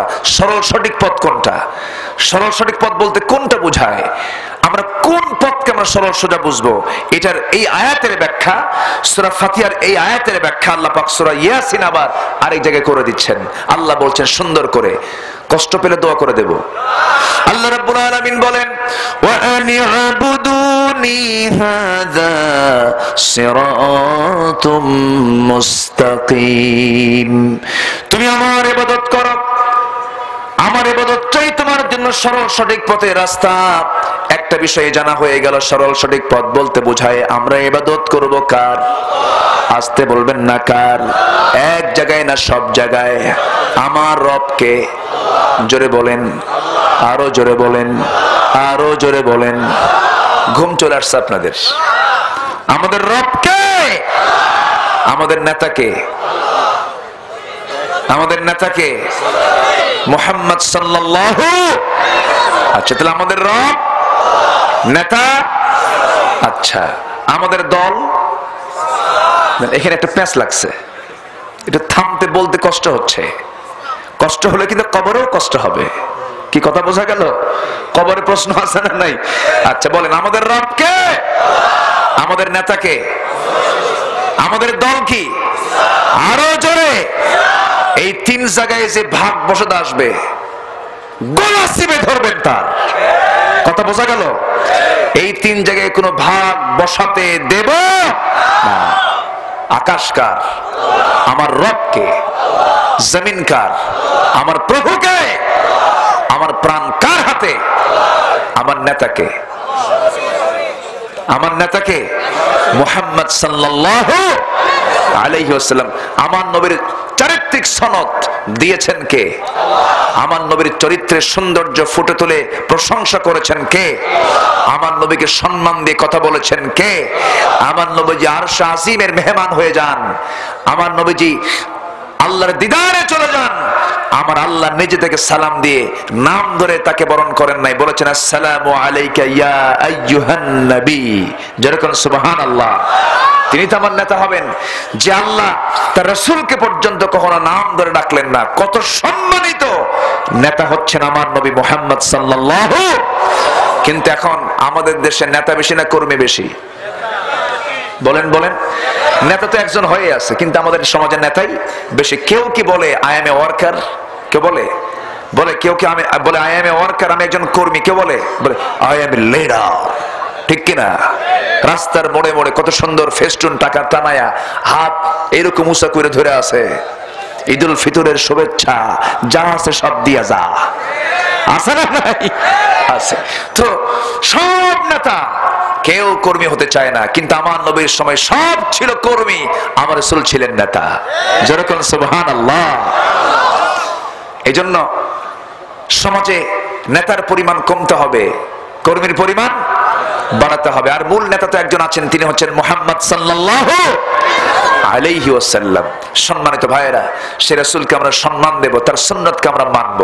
রাসূলকে গালি দেবে, আমরা তার জিহ্বা টেনে ছিঁড়ে ফেলবো। রাজি আছেন? একটা ছোট্ট ইতিহাস মনে পড়লো আমার। রাসূল যে কত মর্যাদার, রাসূলকে গালি দিলে তার কি করা উচিত, সাহাবীরা কি করেছেন, সাহাবীদের কর্মটা দেখেন। রাসূলকে এক কবি কাব বিন আশরাফ রাসূলকে নিয়ে ব্যঙ্গ কবিতা রচনা করলো। রাসূল কবিতা পেলেন, কবিতা পাওয়া মাত্রই বললেন, কোন সাহাবী আছো এই কবিতার বিরুদ্ধে, কি অ্যাকশন নিবা? আমার ঘোষণা হলো ওকে হত্যা করো। ওকে কি করো? হত্যা করো। সামনে এক সাহাবী দাঁড়ায় গেলেন, মুহাম্মদ বিন মাসলামা রাদিয়াল্লাহু তাআলা আনহু। দাঁড়িয়ে বলেন, ইয়া রাসূলুল্লাহ, এই দায়িত্ব আপনি আমারে দেন। জোরে বলেন আল্লাহু আকবার। ইহুদিরা চালাক না বোকা? আস্তে চালাক না বোকা?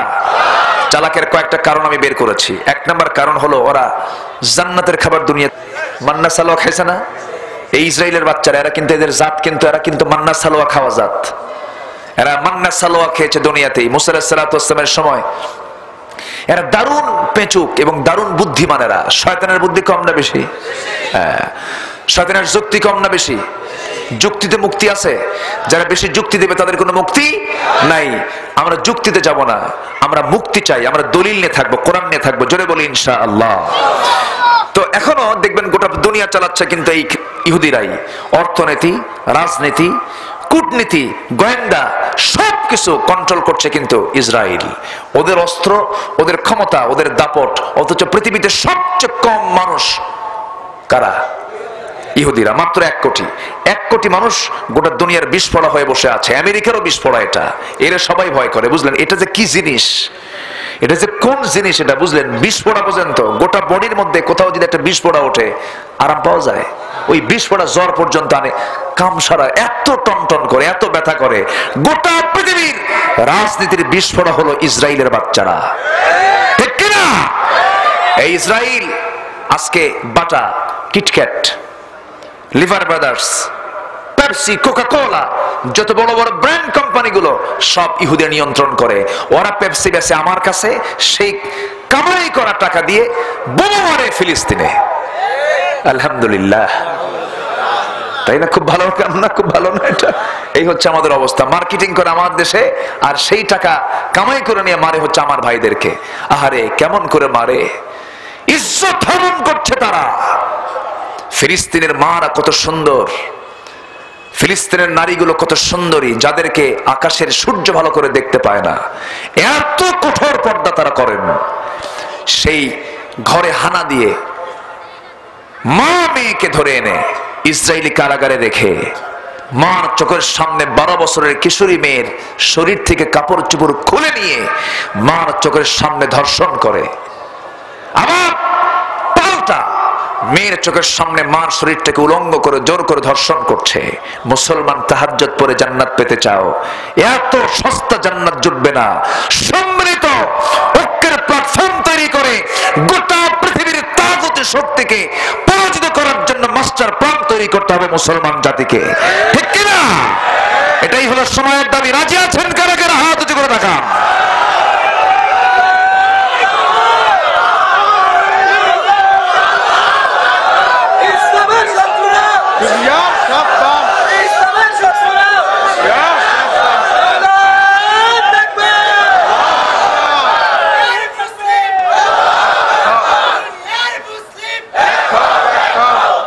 আল্লাহ সবার হাতকে কবুল করুন, জোরে বলে আমিন। সেই ইহুদিরা আগের থেকে রাসূলকে পর্যন্ত তারা ডিস্টার্ব করেছে। বদর যুদ্ধের মূল কূটনীতিক হলো ইহুদি, উহুদ যুদ্ধের মূল কূটনীতিক হচ্ছে ইহুদিরা। এরা যুদ্ধ লাগায় দিচ্ছে, এখনো গোটা দুনিয়াতে যুদ্ধবাজ কারা? এরাই কিন্তু প্যাঁচ লাগায় দেয়, সব জায়গায় প্যাঁচ লাগায় দেয়। চিন্তা করেন ফিলিস্তিনের ইয়াসির আরাফাতকে কিভাবে তারা আয়ত্তে নিয়েছিল, তার বউ পর্যন্ত ইহুদি। কথা বোঝেন নাই? মিশরের আব্দুল ফাত্তাহ সিসি, তার মা হলো একজন ইহুদি। এরকম করে গোটা পৃথিবীর প্রত্যেকটি জায়গায় তাদের গোপন নেটওয়ার্ক আছে না নাই? আছে, মাথায় রাখতে হবে এটা। দেখেন সাহাবী কি করলেন। সাহাবী যখন শুনলেন ইহুদি সে রাসূলকে ব্যঙ্গোক্তি করে রাসূলের বিরুদ্ধে কবিতা রচনা করেছে, দায়িত্ব নিলেন, কিন্তু কাম হয় না। ইহুদিদের গোয়েন্দা সংস্থা এত তৎপর, কাব বিন আশরাফকে রাসূলের ঘোষণার পর কি করেছে? একদম শক্ত করে তাকে পাহারায় রেখেছে, ধরাই যায় না। নবীর কাছে এসে বললেন, ইয়া রাসূলুল্লাহ, মুহাম্মদ বিন মাসলামা বলেন, ইয়া রাসূলুল্লাহ, আমি তো অনেক চেষ্টা করলাম, পারলাম না, তবে আমি একটা সহযোগিতা আপনার কাছে চাই ইয়া রাসূলুল্লাহ। কি সহযোগিতা? আমি আপনাকে দুই একদিন একটু গালিগালাজ দেব। দুই একদিন কি করব? একটু গালিগালাজ দেব, আপনার বিরুদ্ধে একটু কথা বলবো। আমি আপনাকে জেনেই বললাম, আপনার বিরুদ্ধে একটু আমি বক্তব্য দেব, কাচ্ছা তুমি দাও। কাব বিন আশরাফের কানে এই শব্দ তিনি পৌঁছায় দিলেন। রাসূলের বিরুদ্ধে দুই একটা কথা মুহাম্মদ বিন মাসলামা বলে ফেললেন। কাব বিন আশরাফ কয়, যাক, আমার হালে তো পানি আছে, আমার পক্ষে কিছু লোক আছে, দেখো তো কোন যুবকটা মুহাম্মাদের বিরুদ্ধে কথা বলেছে, তাকে আমার সামনে নিয়ে আসো। ব্যাস, উনি জায়গা মতো ঢুকে গেলেন। ঢুকে গিয়ে বললেন, কাব বিন আশরাফ, আমি তোমার কথায় খুবই মুগ্ধ হয়েছি। কি দরকার ছিল মুহাম্মদ বিন আব্দুল্লাহর এই জাজিরাতুল আরবের ভিতরে এই জাতির মধ্যে একটা বিশৃঙ্খলা সৃষ্টি করার? যা ছিল বাপদাদা ভালোই ছিল। এরকম করে প্যাঁচ লাগায় দিয়ে ওর সঙ্গে খুব যোগ সাজস করলো। 3-4 বৈঠক হয়ে গেল, চান্স পায় না। ফাইনাল ডেট, ফাইনাল খেলা, বুঝেন না? ফাইনাল ডেটে সাহাবে কেরামকে সাথে নিয়ে বলল, আমরা যাব আজকে একদম ফাইনাল সিদ্ধান্ত পাকাপোক্ত করে ওর মস্তকটা দ্বিখণ্ডিত করে আমরা বিদায় নেব। জীবনের ঝুঁকি আছে না নাই? আসতে বলবেন না, আছে না নাই? নবীকে গালি দিলে কি অ্যাকশন নিতে হয় সাহাবীরা সেই শিক্ষা দিলেন।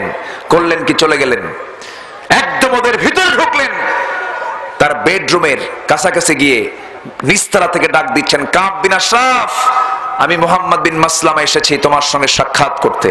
তো বন্ধু আমার, থাকো, আমি আসতেছি, এক্ষুনি আসতেছি।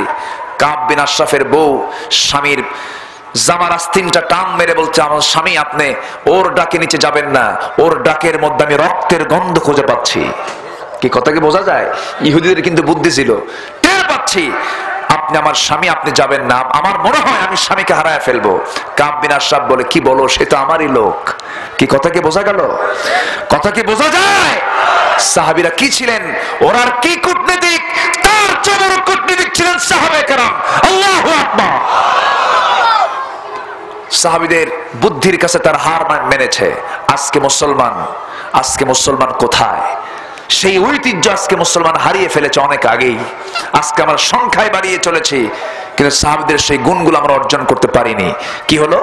কাব বিন আশরাফকে নিস্তারা থেকে ডাক দিলেন। সে দৌড় মেরে তার সামনে এসে বসলো, বলল, বস, বন্ধু তুমি দাঁড়িয়ে যাও। দাঁড়ায় গেছে, আলিঙ্গন করলেন মুহাম্মদ বিন মাসলামা। আলিঙ্গন করেই মাথার চুলের দিকে নাকটা নিলেন। তুমি আমার চুলের, তুমি কি নিচ্ছ, তুমি নাক লাগাই দিলা কেন? কাব বিন আশরাফ, তোমার মাথার চুলের ঘ্রাণ আমাকে মুগ্ধ করেছে। দেখেন, চিন্তা করছেন আপনি? তাকে পাম্পট্টি দিয়া তার মাথাটা তার আয়ত্তের মধ্যে নিয়ে চট করে মাথাটাকে শক্ত করে ধরেই সাহাবীদেরকে অর্ডার দিয়ে দিলেন, মুহূর্তের মধ্যে লাশ বানায় ফেলে রাসূলের সামনে গিয়ে বলেন, ইয়া রাসূলুল্লাহ, জগতের নিকৃষ্ট শয়তানকে আজকে খতম করে দিয়েছি। জোরে বলেন আল্লাহু আকবার। আমার কথা কি বোঝা গেল? এটা হচ্ছে মুসলমানদের ইতিহাস। রাসূলকে আজকে পাইকারি দরে রেগুলার রুটিন ওয়ার্কের মতো রাসূলকে নিয়ে কত কথা বলা হয়, অথচ আল্লাহ পাক তার রাসূলকে কত সম্মান দিয়েছেন। রাসূলকে সম্মান দিয়েছেন কে? সেই রাসূলকে ভালোবাসার দরকার আছে না নাই? রাসূল মারা যাচ্ছেন, সাহাবীরা কান্দে, কি ভালোবাসা, কি মুহাব্বত। রাসূল কি চরিত্রবান ছিলেন, কি আদর্শ ছিল তার ভিতরে। 10 বছর ছোট্ট মানুষ আনাস বিন মালিক রাদিয়াল্লাহু তাআলা আনহু নবীর সামনে যখন তিনি মারা যাবেন তখন তার বয়স মাত্র 20 বছর, আর তার মা তাকে দিয়ে গেছেন 10 বছর আগে। তখন তার বয়স কত? 10 বছর। মোছ নাই, দাড়ি নাই। তার মা বললেন, হুজুর সবাই তো দিয়ে গেল সম্পদ, টাকা পয়সা, আর আমি দিয়ে গেলাম, আমার আনাসকে দিয়ে গেলাম, যা মনে হয় আপনি তাই করবেন, আমি আপনার খাদেম বানায় দিলাম। রাসূলের সামনে দিয়ে গেল, রাসূল তাকে হাতের মধ্যে নিয়ে খাদেম বানাবেন কখন? তিনি হয়ে গেলেন, নিজেই হলেন খাদেম। রাসূল আনাসের খেদমত করে সকাল সন্ধ্যা। যারা কোন সুবহানাল্লাহ। 20 বছর হলো। হযরত আনাস বলেন, রাসূল কোনদিন আমার কাছ থেকে একটা কিছু চাইলেন না, বললেন না জুতাটা আনো, বললেন না কাপড়টা ধুয়ে দাও, বললেন না তুমি এটা করো, বরঞ্চ রাসূল উল্টা আমার খেদমত করেছেন। 20 বছর যখন পূর্ণ, রাসূল তখন মারা যাবেন। নবীজির শারীরিক অবস্থা দেখে আনাস সামনে থাকে না, খালি কান্দে। হযরত আনাস সেই জায়গা থেকে দূরে কোথাও চলে গেলেন, পাহাড়ি গুহার মধ্যে গিয়ে সিজদায় পড়ে পড়ে কান্দেন, চোখের পানি ফেলে ফেলে কান্দেন। রাসূল দেখলেন আনাস নাই, আমার আনাস কোথায় গেল? রাসূল বলছেন, ও সাহাবীরা, সবাইকে আমি দেখি, কিন্তু আমার খাদেম আনাসকে আমি দেখছি না, আমার আনাসকে আমার সামনে হাজির করো। হযরত আনাস যখন নবীর সামনে দাঁড়ালেন, রাসূল বলছেন, আনাস তুমি আমার কাছে থেকে তুমি দূরে দূরে থাকো কেন? আমাকে সঙ্গ দাও না কেন? তুমি আমার থেকে দূরে থাকার কারণ বুঝতে পেরেছি, তুমি আমার প্রতি মনক্ষুণ্ণ হয়েছো, মনে হয় তুমি কষ্ট পেয়েছো। ওরে আনাস, 10 বছর তুমি আমার সামনে থেকেছো, কোনো যদি ভুল হয়ে থাকে আমি তোমার কাছে মাফ চেয়ে নিচ্ছি, তুমি আমাকে ক্ষমা করে দিও। সঙ্গে সঙ্গে আনাস বলছেন, ইয়া রাসূলুল্লাহ, আল্লাহর কসম করে বলি, আপনি আমাকে কষ্ট দিবেন কেন? বরঞ্চ আমি আপনাকে উল্টা কষ্ট দিয়েছি। ছোট্ট ছিলাম, খেদমত করতে পারি না, আপনি এখন মরে যাবেন, মৃত্যুর সময় ঘনিয়ে এসেছে। আমি বাইরে গিয়ে সিজদায় পড়ে পড়ে কান্দি আর বলি, আল্লাহ আমার নবীর হায়াতকে তুমি ডাবল ডাবল করে দাও, যেন আমি আমার রাসূলকে খেদমত করে যেতে পারি। রাসূল বলছেন, আনাস রে, আমার তো মৃত্যুর সময় ঘনিয়ে এসেছে, যে কোনো মুহূর্তে আমি দুনিয়া থেকে বিদায় হয়ে যাব আনাস। তবে একটা কথা বলে দিচ্ছি তোমাকে, তুমি যেহেতু আমার খেদমত করতে চাইতেছো, আরো জান্নাতের মধ্যে আমি কাউকে খাদেম বানাবো না, আমার আল্লাহকে বলবো আমার জান্নাতের খাদেম যেন আমার আনাসই থেকে যায়।